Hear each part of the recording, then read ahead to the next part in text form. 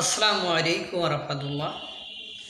সারা দেশে যৌথ অভিযান, অপারেশন ডেভিল হান্ট অভিযান সহ বিভিন্ন ধরনের অভিযান চলছে অস্থিতিশীল পরিবেশ থেকে স্থিতিশীল পরিবেশে নিয়ে আসার জন্য। কিন্তু দুর্ভাগ্য হলো সত্য যে সেটার কোনো কিছুতেই কোনো কিছু হচ্ছে না। তার প্রমাণ গতকাল ঢাকাতে মাদকাসক্ত ব্যক্তিকে আটকের পরে বা মাদক ব্যবসায়ীকে আটকের পরে মাদকাসক্তরা পুলিশকে কুপিয়ে সেই মাদকাসক্তকে ছিনিয়ে নিয়েছিল। এখন একটি নিউজে টেলিভিশন নিউজে দেখলাম চাঁপাই নবাবগঞ্জে 7টি ককটেল বিস্ফোরণ ঘটেছে এবং সেখানে ইউপি চেয়ারম্যান অর্থাৎ ইউনিয়ন পরিষদের চেয়ারম্যান সহ 6 জন আহত হয়েছে।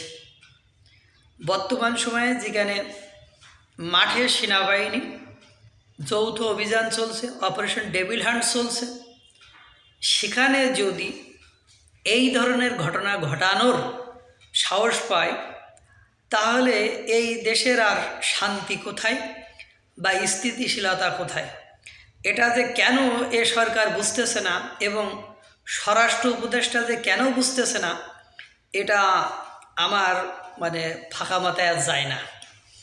আমি অবাক হয়ে গেলাম যে এই জগতে এসেও মানুষ এরকম নৃশংস কাজগুলো কিভাবে করে। অবশ্য বর্তমান সময়ে যারা দেশ পরিচালনা করছে তারা তাদের লোকজন এদের চামড়া অনেকটা পুরো এবং শক্ত চামড়া মনে হচ্ছে।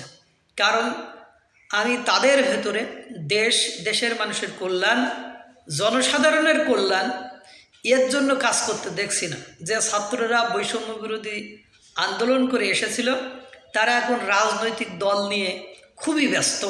তাদের সাধারণ জনগণের নিয়ে ভাবার সময় আমি দেখিনি। এই যে দ্রব্যমূল্য বাড়লো, এই যে ভ্যাট বাড়লো, এই যে গ্যাসের দাম বাড়লো, এই যে বিদ্যুতের দাম বাড়লো, আপনারা কি কখনো কোনো ছাত্রের মুখ থেকে এইসব কথা শুনেছেন যেগুলো বাড়া উচিত হয়নি, এগুলো বাড়তে দেওয়া যাবে না? তারা এখন আছে রাজনৈতিক দল করবে, লুটে ফুটে খাবে। ওরা স্টুডেন্ট মানুষ, চাকরি বাকরি যদি না করে রাজনৈতিক দল করলে তো ইনকাম হয় না, বৈধ কোনো আয় আছে? যে এই যে নতুন যে রাজনৈতিক দল হবে ওর যে আহ্বায়ক হচ্ছে তার কি কোনো সরকারি বেতন আছে? তার কোনো সরকারি বেতন আছে বা আয়ের কোনো উৎস আছে? তাহলে এই দল, এই পোস্ট, এইটা নিয়ে মারামারি কাটাকাটি, এরা তো চাকরির বয়সে এদের হারিয়ে যাচ্ছে। এদের ভবিষ্যৎ কি? এদের বাপমারাও তো ধনী না। আজ পর্যন্ত কোনো দিন শুনেছে যে এদের বাপমারা খুব ধনী?